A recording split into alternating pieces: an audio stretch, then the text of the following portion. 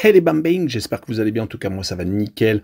On se retrouve aujourd'hui pour une nouvelle vidéo sur la Première Ligue, la 10e journée qui va se dérouler entre le 2 et le 4 novembre. 10 matchs analysés ensemble qui sont les suivants. On commence par une belle affiche, Newcastle contre Arsenal, Bournemouth contre Manchester City, Ipswich contre Leicester, Liverpool, Brighton, Nottingham Forest contre West Ham, Southampton contre Everton, Wolverhampton contre Crystal Palace, Tottenham contre Aston Villa, une autre très belle affiche. Ça continue avec Manchester United contre Chelsea et Fulham contre Brentford. En tout cas, n'hésitez pas à venir nous rejoindre sur le site VIP, les réseaux sociaux, tout est à l'écran en description. N'hésitez surtout pas à mettre vos pronostics, vos critiques positives ou négatives, votre petit pouce et surtout rejoignez la communauté. On est quasiment 18 600, merci encore. On jette un coup d'œil sur le classement où Manchester City est en tête, toujours invaincu d'ailleurs, c'est la seule équipe dans ce cas, 23 points. Deuxième Liverpool avec une unité de retard, donc 22. Troisième Arsenal avec 18 à égalité avec Aston Villa qui est quatrième. Juste derrière suivent Chelsea et Brighton. En fin de classement, des équipes sont en difficulté, 3 exactement. 18e est relégable pour l'instant Ipswich avec 4 unités. 19e Wolverhampton avec 2 petits points. Et 20e et dernier Southampton avec une seule petite unité. Et on attaque avec la première belle affiche, Newcastle contre Arsenal. Les Magpies sont actuellement 12e, donc loin de leurs ambitions, alors que les Gunners sont 3e avec 18 points déjà, donc 6 points d'écart entre les deux équipes. Cela peut se resserrer bien entendu. Newcastle vient d'éliminer Chelsea en League Cup, faisant une très belle opération. Ça leur donne encore un autre objectif que le championnat. Mais en championnat, il reste sur 3 matchs sans victoire, avec un match nul à Everton et 2 défaites très compliquées contre Brighton et contre Chelsea. Attention, ils ont donc pris leur revanche contre les Blues. Mais les Magpies restent tout de même très solides à la maison. À part ces défaites contre Brighton, ils ont tout de même réussi à obtenir de bons résultats contre des grosses équipes. Ils ont battu Tottenham le 1er septembre. Ils ont accroché Manchester City le 28 septembre après la dernière trêve internationale. Et ils ont donc réussi à se qualifier pour le prochain tour de League Cup. Du côté des Gunners, ils viennent de gagner 3-0 à Preston North End, une équipe de Championship. Ils avaient fait match nul contre Liverpool lors du dernier match de championnat. Ils ont enchaîné des matchs plutôt intéressants, même s'ils ont quand même perdu à Bournemouth, où ils ont été réduits à 10 avec l'absence de Saliba, qui a sans doute manqué, surtout contre Liverpool. En tout cas, ils ont 3 victoires, 1 nul et 1 défaite. Ils ont, rappelons-le, une situation en Ligue des Champions qui n'est pas si mal que ça. Ils ont réussi à faire match nul contre l'Atalanta de Bergame. Ils ont réussi à battre le Shakhtar Donetsk dernièrement et à surtout battre le Paris Saint-Germain 2-0. Donc 7 points, c'est vraiment très bien parti pour eux. Attention aux compositions d'équipe, car toujours des absents côté Gunners avec Ben White, avec Odegaard et également Gabriel qui seront sans doute encore absents. Mais sur cette rencontre, je verrai bien un partage de points, un but partout, un peu contre les bookmakers qui voient archi favori Arsenal. Je verrai la double chance 1N avec une cote qui est bien entendu énorme, 1,89. Et on poursuit avec Bournemouth contre Manchester City, le leader qui se déplace chez le 11e. Quand on voit l'écart, c'est déjà 11 points. Mais Bournemouth est vraiment dans une belle phase. Ils n'ont perdu que 2 fois sur les 5 derniers matchs, même si c'était à l'extérieur contre Liverpool et contre Leicester. Mais ils ont réussi à la maison à battre une équipe en difficulté, Southampton, mais surtout à battre Arsenal en championnat, car ils ont profité de l'expulsion de Saliba et ils viennent accrocher un but partout à Aston Villa. Donc 2 très bons résultats, mais ils vont recevoir le leader qui de son côté enchaîne les bonnes performances, même s'ils viennent de se faire éliminer de League Cup. Cela fait un objectif en moins. Ils en ont quand même beaucoup. Ils ont déjà remporté un titre, c'est le Charity Shield. Ils ont bien entendu comme objectif d'être champion et de gagner la Champions League. Comme toutes les années d'ailleurs, il est resté avant cette défaite à Tottenham en League Cup sur 5 victoires consécutives avec beaucoup de buts marqués, surtout en Champions League où ils ont mis 5 buts au Sparta de Prague et 4 au Slovan Bratislava. Rappelons qu'ils avaient été accrochés d'entrée de jeu contre l'Inter de Milan, donc 7 points, cela devrait peut-être suffire pour être au moins en barrage, voire bien entendu plus, car ils espèrent être dans les 8 premiers de cette C1. En tout cas, ce que l'on peut relever au moins en championnat, c'est qu'ils restent sur 3 victoires consécutives, mais c'était des équipes quand même qui étaient ou au milieu de tableau ou en bas de classement. Donc ils vont continuer avec ce déplacement à Bournemouth. Mais sur cette rencontre, je verrai bien une victoire courte de Manchester City à l'extérieur, 2-1, mais je verrai les deux équipes qui marquent. Car à la maison, Bournemouth est donc très dur à jouer. Rappelons également que les Sky Blues ont un absent de marque, c'est-à-dire le nouveau ballon d'or, Rodri, qui est toujours blessé. Et on poursuit avec des équipes qui sont en difficulté. Ipswich Town contre Leicester, le 18e, relégable pour l'instant, qui accueille le 15e. Ils ont 5 points d'écart. Ipswich a vraiment du mal à se faire à la première ligue. Malheureusement pour eux, ils continuent à enchaîner les mauvais résultats, surtout que les 3 derniers matchs sont soldés par 3 défaites. Contre West Ham et contre Brentford, ils ont à chaque fois pris 4 buts à l'extérieur, même s'ils ont réussi à en marquer quelques-uns. Et ils ont surtout perdu contre Everton le 19 octobre. Malheureusement, ils n'ont pas encore gagné dans ce championnat. Ils ont par contre fait 4 matchs nuls consécutifs. On pensait que le réveil était proche, mais malheureusement, donc, ils ont enchaîné avec 3 défaites consécutives. Ils vont jouer contre Leicester, qui n'est pas beaucoup mieux, mais qui a quand même beaucoup plus de points, 8, donc 5 de plus. Ils ont réussi à enchaîner 2 victoires consécutives début octobre contre Bournemouth et contre Southampton, mais malheureusement, donc 2 défaites, une contre Nottingham en championnat et une en League Cup contre le réveil de Manchester United. Ils ont tout de même encaissé 5 buts lors de cette rencontre. Sur ce match, je verrai bien un partage de points, un but partout, et je verrai le home no bet et le match nul remboursé 6 victoires de Ipswich à la maison, et une cote à 1,97 très intéressante. On poursuit avec une des autres très grosses affiches de cette journée, Liverpool contre Brighton, le second contre le 6e. Les Reds viennent de perdre la tête avec malheureusement un accro lors du dernier match du championnat, c'était à Arsenal, certes c'était quand même contre une équipe du top 3, mais quand même, ils ont réussi à égaliser en fin de match. Ils viennent de se qualifier brillamment contre l'équipe qu'ils vont rencontrer d'ailleurs ce week-end. C'était Brighton, gagnant 3-2 à l'extérieur en League Cup. Ils restent sur des matchs très aboutis. Ils n'ont plus perdu depuis la réception de Nottingham Forest. C'était le 14 septembre. Depuis, ils ont donc enchaîné 10 matchs consécutifs sans défaite avec 9 victoires et un seul petit partage de points. En Ligue des Champions, ils sont très bien lancés car ils ont gagné leurs 3 matchs, gagnant à Leipzig lors de la dernière journée, et ils ont surtout battu 2 clubs italiens pour débuter, le Milan AC et Bologne. En championnat, ils brillent donc par leur constance. Ils viennent de faire match nul certes contre Arsenal, mais ils avaient battu juste avant Chelsea et des équipes en difficulté qu'il n'est jamais évident de battre, Bournemouth, Wolverhampton et Crystal Palace. Du côté de leur adversaire du soir qui viennent donc d'être sortis en League Cup, ils viennent d'enchaîner un deuxième match consécutif sans victoire car ils avaient été accrochés 2 buts partout par Wolverhampton alors qu'ils menaient au score 2-0. Ils ont donc concédé l'égalisation en fin de rencontre sur 2 buts très proches l'un de l'autre. Ils avaient pourtant réussi de très bons résultats juste avant donc ces 2 contre-performances. Ils avaient réussi à battre Tottenham et également les Magpies à l'extérieur en plus. Mais leur calendrier est vraiment très énorme actuellement car ils ont enchaîné donc, comme je vous l'ai dit, les Hotspurs, les Magpies, les Reds et également les Blues de Chelsea où ils avaient perdu d'ailleurs leur première rencontre 4-2. Et sur cette rencontre, je verrai bien une victoire de Liverpool 3-2. Et je verrai le plus de 3 buts sur la rencontre avec une cote à 1,47.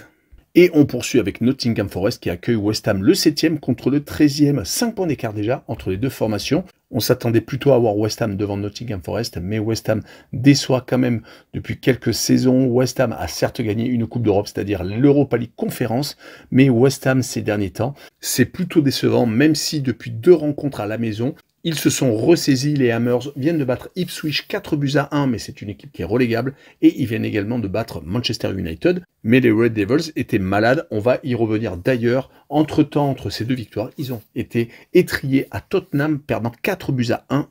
Ils ont tout de même pris beaucoup de grosses défaites en déplacement, car ils avaient également été éliminés de League Cup par Liverpool, perdant 5-1 cette fois-ci. Du côté de leur adversaire du soir, ils restent sur 2 victoires consécutives en Première Ligue contre Crystal Palace et Leicester. Des équipes en difficulté, Nottingham est donc en première partie de tableau. Ils ont réussi à accrocher à l'extérieur des équipes très compliquées à jouer, Brighton et Chelsea, faisant 2-2 et 1 but partout. Une seule défaite sur les 5 derniers matchs de Première Ligue, c'était contre Fulham à la maison.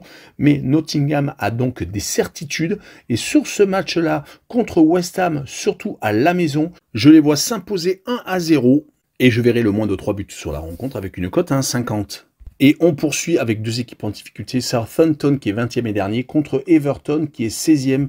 Il y a déjà 8 points d'écart entre les 2 équipes. Southampton a certes réussi à se qualifier pour le prochain tour de League Cup, mais ils ont battu une équipe de Championship, Stoke City. Sinon en championnat c'est catastrophique. Ils enchaînent les défaites depuis leur match nul contre Ipswich le 21 septembre. Ils ont donc perdu 4 fois consécutivement contre Bournemouth, contre Arsenal, contre Leicester et contre Manchester City. À chaque fois, beaucoup de buts encaissés. Et ce qui est le plus rigolo, c'est que là où ils en ont pris le moins, c'était à City justement, prenant un but en tout début de match et réussissant à tenir pour ne pas en prendre plus. Ils vont jouer contre une équipe d'Everton qui ne perd plus ces derniers temps, qui vient d'enchaîner beaucoup de matchs sans défaite, 6 exactement, toutes compétitions confondues. Certes, ils ont été éliminés de League Cup, mais c'était au penalty contre Southampton, justement. Ils vont vouloir prendre leur revanche, en tout cas sur les 5 derniers matchs. Ils ont fait 3 partages de points contre Leicester, Newcastle et contre Fulham dernièrement, et ils ont réussi à gagner Crystal Palace et Ipswich Town à l'extérieur. C'est pour cette raison que je verrai Everton s'imposer 1-0 en déplacement, avec le draw no bet et le pari remboursé si match nul et une cote à 1,85. On poursuit avec deux équipes du bas de tableau, Wolverhampton qui reçoit Crystal Palace, le 19e qui accueille le 17e, 4 points d'écart déjà quand même entre les deux équipes. Wolverhampton n'a pris que 2 petits points, dont un contre Brighton lors de la dernière journée. Ils ont réussi à remonter un écart de 2 buts en toute fin de rencontre. Le déclic a peut-être eu lieu contre Manchester City où ils ont certes perdu en toute fin de match, mais ils ont failli accrocher le leader du championnat. En tout cas, cela fait 2 rencontres qu'ils sont proches d'accrocher des points ou qu'ils en prennent. Ils avaient juste avant donc ce match nul contre Brighton perdu contre des gros bras, Aston Villa, Liverpool, Manchester City, mais également une équipe contre Brentford où ils avaient pris 5 buts à l'extérieur. Attention, ils vont quand même jouer contre une équipe de Crystal Palace qui est en train de se réveiller, qui vient d'éliminer Aston Villa en League Cup, 2-1 en déplacement en plus, et juste avant le championnat, ils venaient enfin de gagner un match contre Tottenham, gagnant 1-0. C'est d'ailleurs leur première victoire en championnat car ils avaient essentiellement fait des matchs nuls et les victoires avaient été seulement en League Cup. En tout cas, la réception de Crystal Palace sera pour Wolverhampton la première réception d'une équipe qui est en deuxième partie de tableau, car pour l'instant, ils ont reçu Chelsea, Newcastle, Liverpool et Manchester City. Il y a quand même beaucoup mieux pour commencer un championnat à la maison. Et je rappellerai que la dernière victoire de Crystal Palace à l'extérieur en championnat a été à Wolverhampton, mais c'était donc la saison dernière. Depuis, ils ont enchaîné 4 matchs sans victoire. Mon pronostic sera une victoire 2-1 de Crystal Palace à l'extérieur, et je verrai également la double chance M2 avec une cote à 1,61.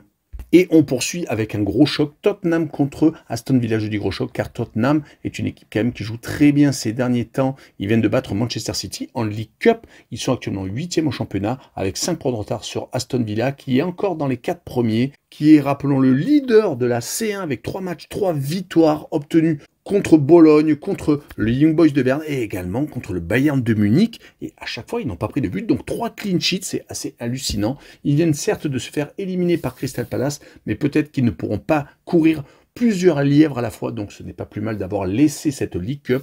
En tout cas, en championnat, ils sont donc 4e, comme je vous l'ai dit. Ils viennent quand même de se faire accrocher à la maison 2 fois contre Manchester United le 6 octobre et contre Bournemouth dernièrement, 1 but partout. Attention de ne pas tomber dans une spirale négative. Ils vont essayer de se rattraper à Tottenham, qui est donc sur une victoire contre les Citizens, comme je vous l'ai dit, en League Cup, mais qui avait perdu à Crystal Palace 1-0, qui a fait 2 défaites sur les 4 derniers matchs, mais ils avaient réussi à battre l'AZ Alkmaar en Ligue Europa. Ils ont d'ailleurs réussi à enchaîner pour l'instant lors de cette compétition 3 matchs, 3 victoires. Ils sont donc en tête de la formule championnat, mais en C3, alors que Aston Villa, c'est en C1. On apportera comme précision que Tottenham n'a perdu que contre Arsenal et a gagné ses 5 derniers matchs à la maison, alors que Aston Villa n'a pas encore perdu à l'extérieur, ne se faisant accrocher que par Ipswich Town et gagnant toutes les équipes chez qui ils se sont déplacés. Sur cette rencontre, je verrai une victoire des Villains chez les Hotspurs 2-1 et je verrai le moins de 3,5 buts sur le match avec une cote à 1,79. On poursuit avec la dernière grosse affiche de cette journée, Manchester United contre Chelsea. Les Red Devils viennent enfin de changer d'entraîneur. Ten Hag a été limogé après la défaite à West Ham, ça a été celle de trop. Il avait beaucoup trop de mauvais résultats sur les 2 dernières saisons. Il y a maintenant Ruud van Nistelrooy qui est un entraîneur par intérim car Amorim, l'entraîneur du Sporting du Portugal, vient d'être recruté. Il arrivera que dans 3 rencontres après la trêve internationale. En tout cas, United vient de se rattraper en se qualifiant en League Cup contre Leicester, une équipe en difficulté de cette première ligue. En tout cas, United est 14e au classement avec seulement 11 points. Ils ont 6 points de retard sur les Blues et sur les 5 derniers matchs, toutes compétitions confondues. Les résultats sont plutôt intéressants avec 2 victoires, 2 nuls et 1 défaite. Mais pour une équipe comme Manchester United, ce doit être 5 victoires. En Ligue Europa, ils ont pour l'instant fait 3 matchs nuls en 3 rencontres. Donc avec 3 petits points, ils sont vraiment très loin de se qualifier pour l'instant pour les 8e de finale, voire pour les barrages. En première ligue, ils n'ont gagné qu'une seule fois sur les 5 derniers matchs et ils ont surtout pris 2 volées à la maison contre Liverpool et Tottenham depuis le début de la saison. Donc ça ne peut pas passer. Ils vont jouer contre les Blues de Chelsea qui sont enfin à la hauteur de leurs ambitions, à la 5e place pour l'instant, à 6 points du premier. Ils ont par contre été éliminés de la League Cup, délaissant un objectif en moins. Ils ont perdu 2-0 chez les Magpies. Ils avaient juste avant donc gagné 2 rencontres en Ligue Europa Conférence contre le Panathinaikos Athènes. Ils ont d'ailleurs 2 matchs, 2 victoires pour l'instant et ils ont surtout battu l'adversaire qui vient de les éliminer de la League Cup, les Magpies, 2-1. On rappellera que sur les 5 derniers matchs de championnat, c'est 3 victoires, 1 nul et une seule petite défaite chez les Reds de Liverpool. Sur cette rencontre, je verrai une surprise peut-être pour certains, mais je verrai Chelsea s'imposer 1-0 à Manchester United, même s'il y a eu le changement d'entraîneur et peut-être un choc psychologique lors de cette League Cup. Et je verrai le moins de 4 buts sur la rencontre avec une cote à 1,44. Et on finira avec Fulham contre Brentford. Fulham est actuellement juste derrière Brentford d'ailleurs, le 10e qui va donc recevoir le 9e avec un point d'écart entre les deux équipes. Fulham reste sur 3 matchs sans victoire, une défaite courte à Manchester City, une autre contre Aston Villa à la maison 3-1 et ils viennent d'être accrochés à Everton. Dommage car ils avaient enchaîné des bons résultats, ils étaient d'ailleurs dans la première partie de tableau, ils avaient battu les Magpies et Nottingham Forest en déplacement. C'est une équipe qui est très compliquée à jouer, il y a beaucoup de formations qui pourront le dire. Jusqu'à cette mauvaise dernière série de 3 matchs donc consécutifs sans victoire, ils n'avaient quasiment pas perdu à part à Manchester United lors de l'ouverture du championnat. Donc ils étaient vraiment très compliqués, comme je l'ai dit, à jouer. Du côté de Brentford, c'est également très compliqué de les battre. Ils viennent de se qualifier au penalty contre Sheffield Wednesday, une équipe de Championship en League Cup en milieu de semaine. Ils ont réussi par contre à marquer beaucoup de buts quand ils reçoivent, gagnant 5-3 par exemple Wolverhampton, 4-3 Ipswich Town. En première ligue, ils n'ont pas encore perdu d'ailleurs et ont gagné 4 de leurs 5 premières réceptions, ne se faisant accrocher que par West Ham. Par contre, à l'extérieur, ils restent sur 4 défaites consécutives, mais quand on voit où ils se sont déplacés, c'est presque compréhensible. À Liverpool, à Manchester City, à Tottenham et à Manchester United. Ce sera donc leur premier déplacement à peu près abordable. Et je verrai sur cette rencontre un match nul entre les deux équipes, un but partout. Et je verrai le home no bet et le match nul remboursé 6 victoires de Fulham à la maison avec une cote à 1,89. Voilà, on en a fini avec cette vidéo. N'hésitez pas à venir nous rejoindre. Ciao les bambins!